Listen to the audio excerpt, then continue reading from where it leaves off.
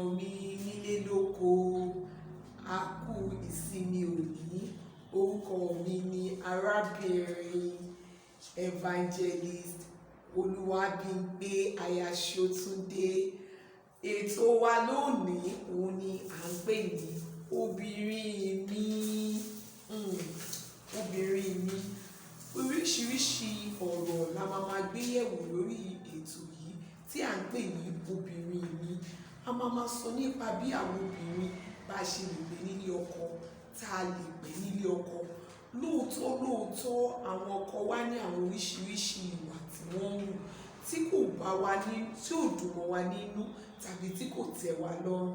Ṣùgbọ́n nípa oore ọ̀fẹ́ Kristi, a ó máa ṣẹ́gun àti bá a ṣe lè gbára wa níyànjú tí a ṣe lè ṣe àṣeyọrí nínú ìgbéyàwó wa.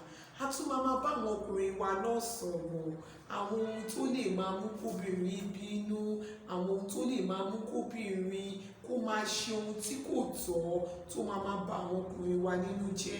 Ohun tó lè mú kóbìnrin wà kínú bí títí kó ní òun ò lè gbà á mọ́, kó wá mú àdá, kó mú ìgò, kó mú ásìdì, kó dà lórí ọkọ ẹ̀.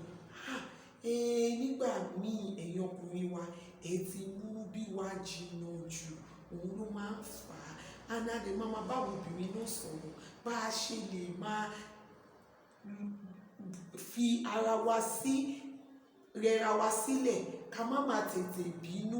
Ìbínú àbíjù òun ló máa ń fa ẹkún àsundàkẹ́. Ìbínú àbíjù òun ló máa ń fà á tí obìnrin míì máa fi ṣìwàwù, tó máa fi ṣe ohun tí ò yẹ kó ṣe. Àwọn nǹkan míì wà tó yẹ ká mójú kúrò gẹ́gẹ́ bí obìnrin. Màmá gbà wá níyànjú gẹ́gẹ́ bí èmi náà ṣe jẹ́ obìnrin tí mo ṣe jẹ́ aya ní ọ̀dẹ̀ ọkọ mi. Kò ń ṣe pé gbogbo ẹ̀ náà pé ọkọ ẹ̀ ó ṣẹ̀ lóun ṣe ń sọ̀rọ̀ bẹ́ẹ̀ ó tí o. Mo bí ṣe ń gbègbè sí ayé mi tí àwọn èèyàn rí ẹwà Ọlọ́run nínú ayé mi, tí mi jẹ́ kó affect mi, tí mò ń tẹ̀síwájú nínú ìrìn àjò ìgbéyàwó mi.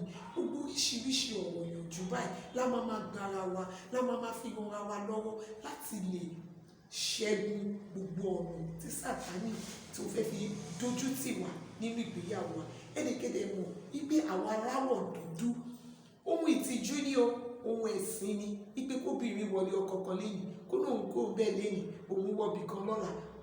Ìlú òyìnbó lè bá wọn ṣe rẹ̀ wọ́n nílẹ̀ Yorùbá nílẹ̀ aláwọ̀ dúdú ohun ìtìjú ni o, ohun ẹ̀sín gidi gan sì ni.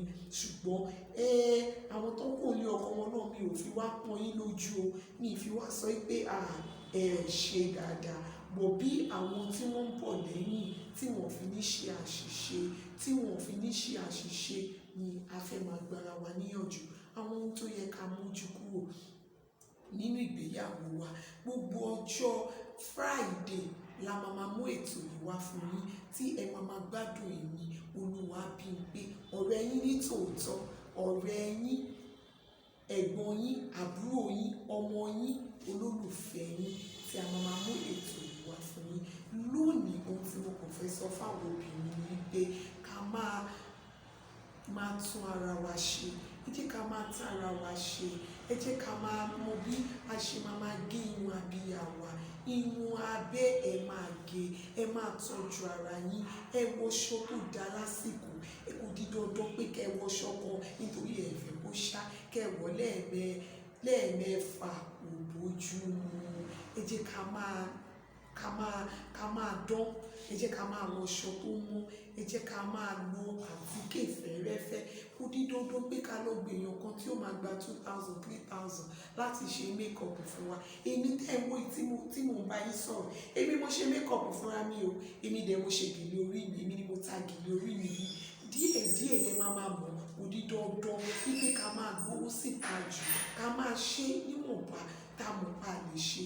Ká máa bú ìkunra wa. Ká máa bú ẹwà orúkọ Ọlọ́run nínú ayé wa. Èmi ní ti yín ní tòótọ́.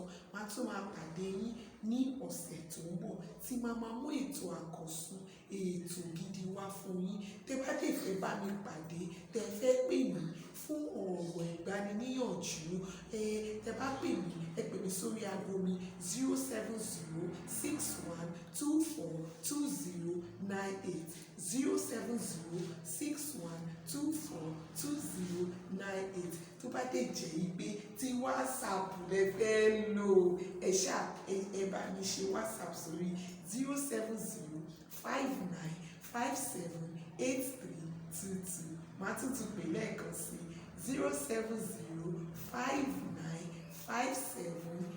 07059578322. Ẹ ṣé púpọ̀, èmi ni títí yín. Thank you very much.